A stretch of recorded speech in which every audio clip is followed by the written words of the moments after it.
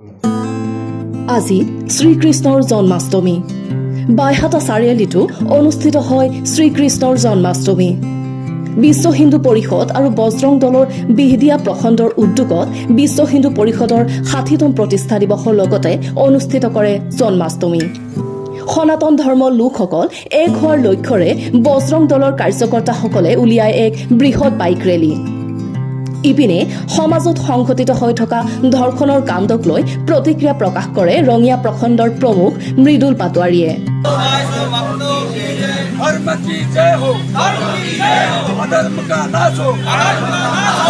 আজি আমাৰ বিশ্ব হিন্দু পৰিষদৰ প্ৰতিষ্ঠা দিৱস আছিল এই জটিয়া ভাঙৰাৰ শ্ৰীকৃষ্ণ মন্দিৰৰ প্ৰাংগণত আজি বিশ্ব হিন্দু পৰিষদৰ প্ৰতিষ্ঠা দিৱস লগতে ভগৱান শ্ৰীকৃষ্ণৰ জন্মাষ্টমী আমি সকলো বজৰংগী বন্ধুসকলে মিলি আমি এই আজি বিশ্ব হিন্দু পৰিষদৰ প্ৰতিষ্ঠা দিৱস লগতে কৃষ্ণ জন্মাষ্টমী আমি পালন কৰিলোঁ দাপৰ যুগত শ্ৰীকৃষ্ণই কেনেকৈ শত্ৰুক বিনাশ কৰিছিল তাৰে আমাৰ ধাৰ্মিকভাৱে হওক বা বিশ্ব হিন্দু পৰিষদৰ যোগেদি আমি ৰাইজক এটা বাৰ্তা দিলোঁ আৰু ভৱিষ্যতে এই অঞ্চলত যাতে কুশাসন আৰু নচলে অপসংস্কৃতি ইয়াৰ পৰা নোহোৱা হওক তাৰে আমি পণ লৈছোঁ আমাৰ ইচ্ছা আছে যে সমগ্ৰ আজিৰ দিনটোত বিশ্ব হিন্দু পৰিষদে কৰাৰ দীৰ্ঘদিনীয়া ত্যাগ ৬০টা বছৰত তেওঁলোকৰ দীৰ্ঘদিনীয়া ত্যাগৰ বিনিময়ত আজি তেওঁলোকে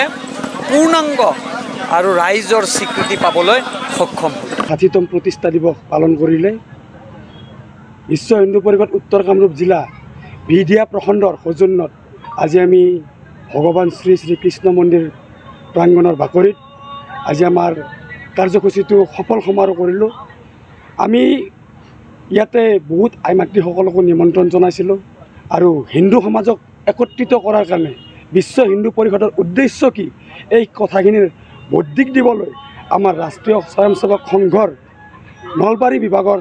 বিভাগ প্ৰচাৰক কেশৱ ভূঞা ডাঙৰীয়াকো আমি ইয়ালৈ নিমন্ত্ৰণ জনাইছিলোঁ তেখেতৰ বহুমূলীয়া বুদ্ধিকে আমাৰ অঞ্চলৰ সনাতনী ৰাইজক মই ভাবোঁ হিন্দু জগোৱাৰ কাৰণে বহুত অৰিহণা যোগাব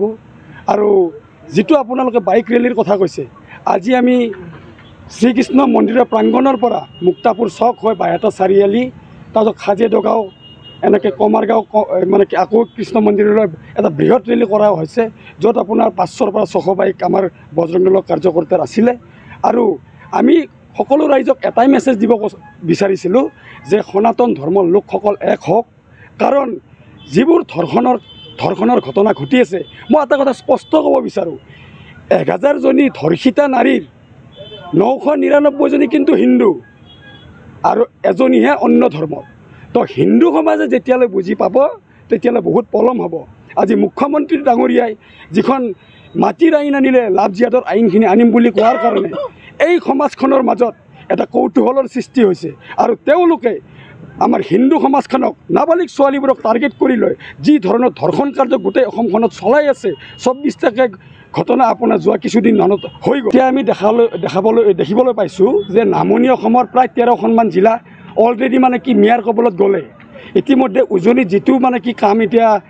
উজনি অসমৰ সংগঠনবোৰে দল সংগঠনবোৰে আৰম্ভ কৰিছে সেইটো ভাল কথা আৰু মই এটা কথাই স্পষ্ট কৰিব বিচাৰোঁ উজনিৰ যিসকল সনাতনী ভাই আছে তেওঁলোকো আমাৰ ভাই হয় আমি তেওঁলোকৰ পৰা পৃথক নহয় আমি জয় আই অসমো কওঁ ভাৰত মাতা কি জয়ো কওঁ কাৰণ ভাৰতৰে অংগ অসম হয় সেইকাৰণে সকলো সনাতনী সমাজ বুলি কওঁতে ইয়াতে উজনি নামনি নবুজায় সেইকাৰণে যদি আমি ইয়াৰ পৰা মিয়া উচ্ছেদ কৰিব লাগে এই জিহাদিক উচ্ছেদ কৰিব লাগে তেতিয়াহ'লে নামনি উজনি নকৰি আমি ধুবুৰী গোৱালপাৰা আৰম্ভ কৰাটো বেছি ভাল হ'ব মোৰ মতে জয় শ্ৰীৰাম বাইহাটা চাৰিআলিৰ পৰা Sourav Das report news express Assam.